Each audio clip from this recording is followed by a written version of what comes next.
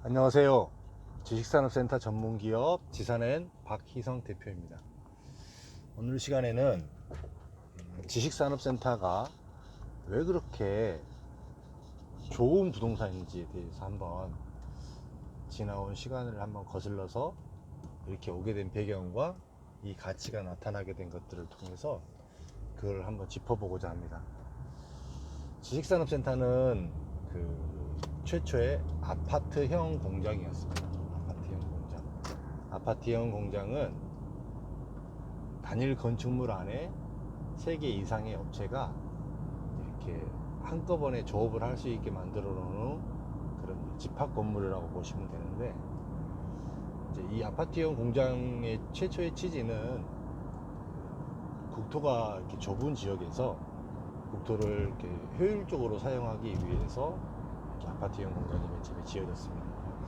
특히나 이제 대한민국 같은 경우는 서울의 모든 산업이 집중되다 보니까 그 서울에서 쉽게 얘기하면 그 사업을 할 수 있도록 좀 더 이렇게 공장, 사업지를 좀 더 제공한다는 형태에서 아파트형 공장을 정부 차원에서 많이 지원을 했는데요. 이제 그 지원의 맨 첫째 이유가 이제 기업체의 시설 자금을 살려주는 조건으로 해서 취득세를 감면해주는 조건, 그 다음에 이제 그 시설 자금을 쉽게 얘기하면 그 아파트형 공장을 취득했을 때 그 정책 자금, 쉽게 얘기하면 지금으로 따지면은 워낙 금리가 이제 낮아서 2% 3%대여서 이게 이제 크게 메리트가 없는 것처럼 보이지만, 실제 우리나라 금리가 7%, 8%, 9%이 정도 되었을 때 금리를 3%에 주는 거라면 굉장한 혜택이었습니다. 그게 이제 여러분들이 아직은 그게 지금 이제 피부로 잘 안 닿으실 수도 있겠지만, 봐보세요. 지금 상가나 뭐 오피스텔이나 뭐 지식산업센터도 마찬가지고요. 수익률이, 연간 수익률이 뭐 많이 나오는 곳들이 많이 나와봐야 5% 나옵니다. 많이 나와봐야. 근데 그 쉽게 얘기하면 그때 당시에 그 5%를 그 수익으로 줬다라고 보시면은 얼마나 큰 걸까요? 일반 시중 금리에서 돈을 빌리게 되면 연간 이자를 뭐 8%, 9% 내야 되던 시절에 3%짜리를, 그것도 장기 저리로 3년 동안은 이자만 내고 나머지 5년 동안 분할 상환해서 낼 수 있는 이런 구조로 자금을 빌려줬어요. 서울시 정책자금, 중소기업공단 진흥자금, 이 자금으로 빌려줬기 때문에 기업체에서는 조금은 손쉽게 다가설 수 있었는데, 그때도 마찬가지입니다. 그때는 30% 자금이 무조건 자기 자금이 있어야 됐었습니다. 그렇기 때문에 또 전혀 우량하지 않는 기업에서는 아예 손을 댈 수 없었고 접근할 수 없었던 물건이 또 지식산업센터였습니다. 그래서 그 지식산업센터를 보게 되면 그 초기에 지식산업센터를 분양을 받아서 입주했던 업체들이 굉장히 우량한 업체들이 많습니다. 그 이후에는 약간 좀 변질된 부분들이 좀 이렇게 생겨나긴 했는데요. 이제 그럼으로 인해서 이 지식산업센터가 그 아파트형 공장이 그때 당시에는 거의 대부분 이제 그 제조업 기반의 회사들이 분양을 받는 경우가 많았어요. 실제로 아파트형 공장 안에서 제조 행위를 했고요. 그 다음에 중량물도 많았었고요. 그래서 아파트형 공장의 기본 스펙들이 굉장히 이렇게 제조업 기반에 맞춰질 수 있는 그 기반 설비들이 많이 설계에 반영되어서 준비되었던 것들이 사실입니다.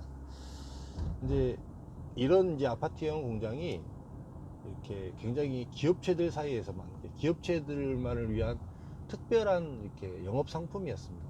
기업체를 열심히 찾아다녔고 기업체를 만났고, 그래서 또 이제 기업체 사장님들이 결정을 해야만 옮겨올 수 있는, 그 다음에 직원들이 전체적으로 옮겨와야 되는 이런 상황이다 보니까 그 직원들의 의사도 굉장히 많이 반영되어야만 했던 곳이 이 아파트형 공장이었습니다. 이런 아파트형 공장이 이제 대한민국의 산업의 변화와 같이 궤를 같이 하죠.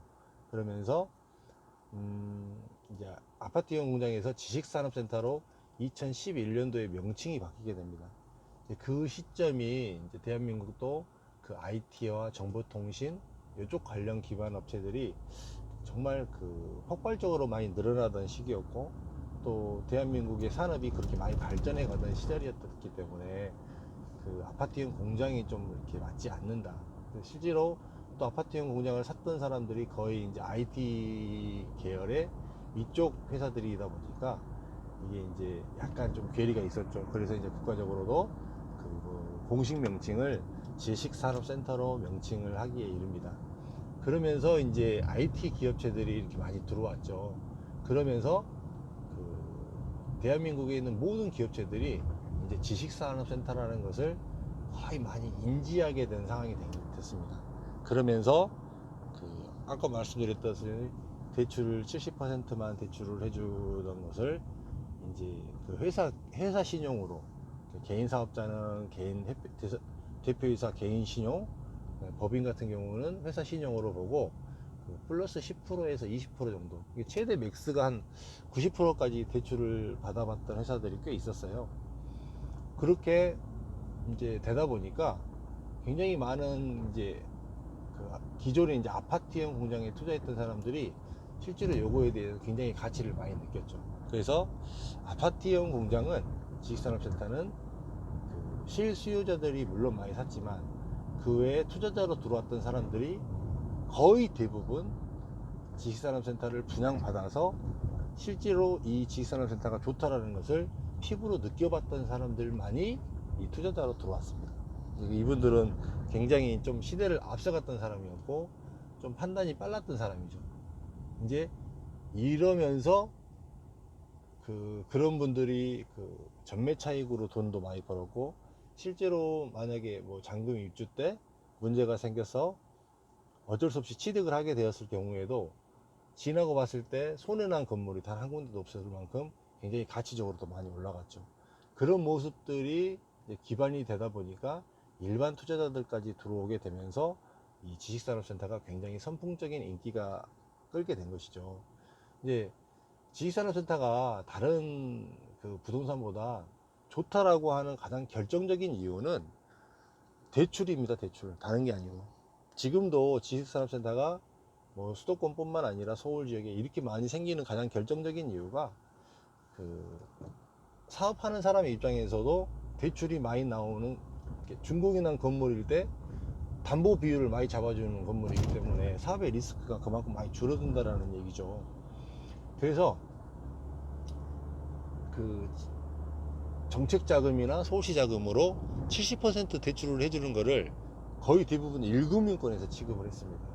2금융, 3금융에서는 아예 취급도 하지 않았고 1금융 메이저 대금융에서 취급을 하다 보니까 지식산업센터는 당연히 70%가 기본 담보 비율로 들어가는구나 라는 것을 누구나 이렇게 인지하게 되었죠.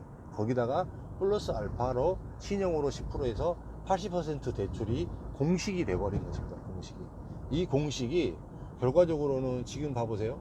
대한민국에서 물론 이제 대출을 너무 많이 해줘서 문제가 되고, 지금도 뭐 전세자금 대출을 많이 해서 문제가 되네, 그 다음에 뭐 아파트 대출이 너무 많아서 문제가 되네, 이런 것들로 인해서 거의 대부분 주거 쪽에 대출을 조였지만 사실은 기업체 쪽으로는 그 대출을 조이지 않습니다. 그래서 이게 이제 그 틈새의 부동산으로서 굉장히 좋은 부분이 생기는 거고요. 그 아까 전자에 말씀드렸듯이 지식산업센터도 마찬가지로 지금 현재도 우리 대한민국이 굉장히 고금리 시대, 제가 지식산 아파트형 공장을 부당했던 시기, 뭐 그때 당시처럼 금리가 뭐 7%, 8%, 9% 나간다고 했을 때는 사실은 지식산업센터도 좋은 물건은 아닙니다. 왜 그러냐면 대출을 받게 되면 대출 이자가 너무나 많기 때문에 임대를 줘도 임대가가 못 따라가요. 사실은 제가 이제 이 표현을 은행을 털어먹는다라는 표현을 많이 썼는데, 사실은 그 은행 금리 차익을 일반 개인 투자자들이 먹었다라고 보면 됩니다. 근데 그게 내 돈이 조금 들어가는 시스템이다 보니까 극대화 됐다라고 보셔야 되는 것이지 다른 이유가 사실은 아닙니다. 그렇기 때문에 이게 이제 레버리지 효과로서는 굉장히 탁월한 건물이 되었던 것이고요. 그래서 그 간단히 따지면 대출이 80%니까 자기 자금이 20%만 들어가는 거잖아요. 그래서 한 채를 샀던 사람이 100%를 주고 한 채를 샀던 사람하고 이거를 레버리지를 이용해서 5채를 샀던 사람이 수익률이 뭐 한 3배, 4배 정도 차이가 났습니다. 이런 차이다 보니까 지식산업센터의 가장 핵심적인 요인, 왜 지식산업센터가 좋은가라는 것을 얘기를 했을 때는 대출 부분이 가장 컸습니다. 대출로 인해서 대출을 많이 해주는 건물이다.